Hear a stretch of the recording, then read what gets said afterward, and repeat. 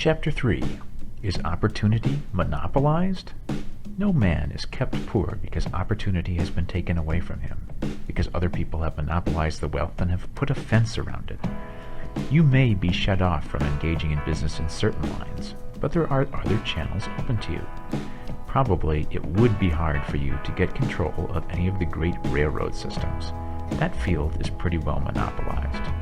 But the electric railway business is still in its infancy and offers plenty of scope for enterprise, and it will be but a few years until traffic and transportation through the air will become a great industry, and in all its branches will give employment to hundreds of thousands and perhaps millions of people. Why not turn your attention to the development of aerial transportation instead of competing with J.J. Hill and others for a chance in the steam railway world?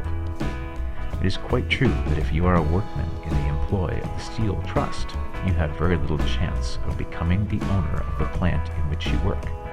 But it is also true that if you will commence to act in a certain way, you can soon leave the employ of the Steel Trust.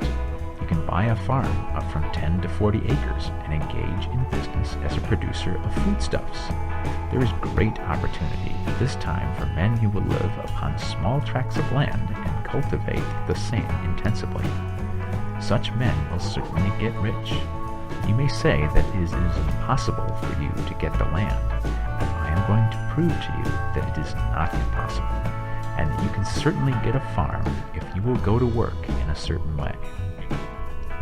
At different periods, the tide of opportunity sets in different directions, according to the needs of the whole, and the particular stage of social evolution which has been reached. At present, in America, it is setting toward agriculture and the allied industries and professions.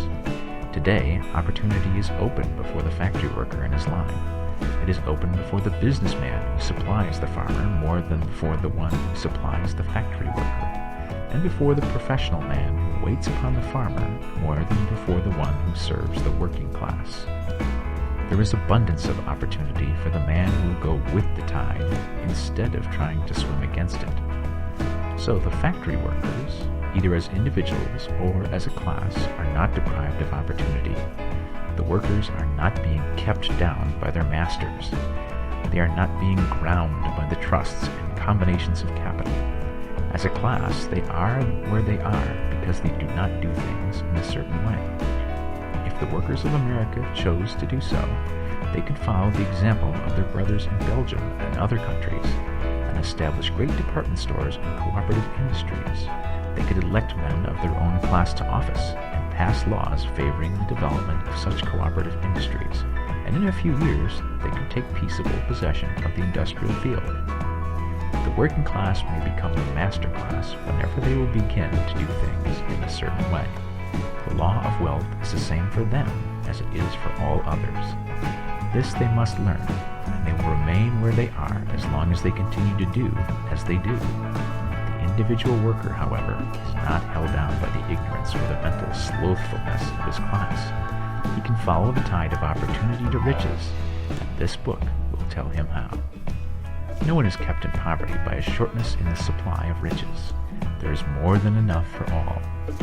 A palace as large as the Capitol at Washington might be built for every family on earth from the building materials in the United States alone.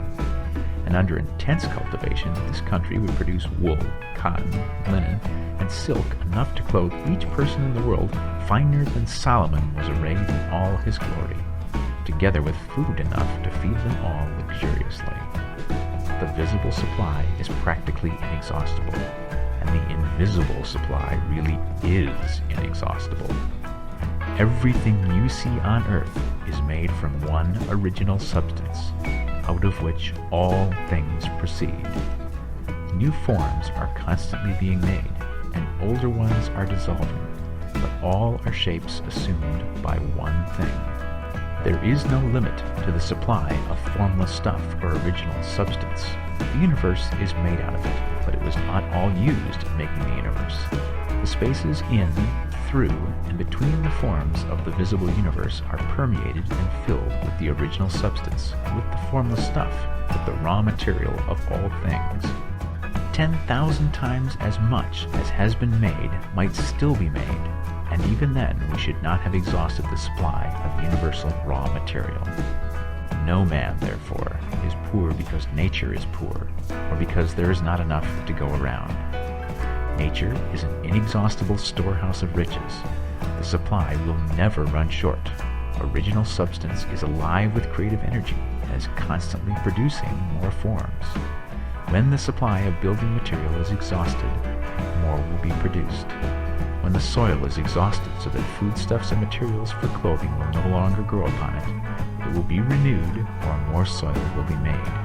When all the gold and silver has been dug from the earth, if man is still in such a stage of social development that he needs gold and silver, more will be produced from the formless. The formless stuff responds to the needs of man. It will not let him be without any good thing. This is true of man collectively. The race as a whole is always abundantly rich, and if individuals are poor, it is because they do not follow the certain way of doing things which makes the individual man rich. The formless stuff is intelligent. It is stuff which thinks. It is alive and is always impelled toward more life. It is the natural and inherent impulse of life to seek to live more. It is the nature of intelligence to enlarge itself, and of consciousness to seek to extend its boundaries and find fuller expression.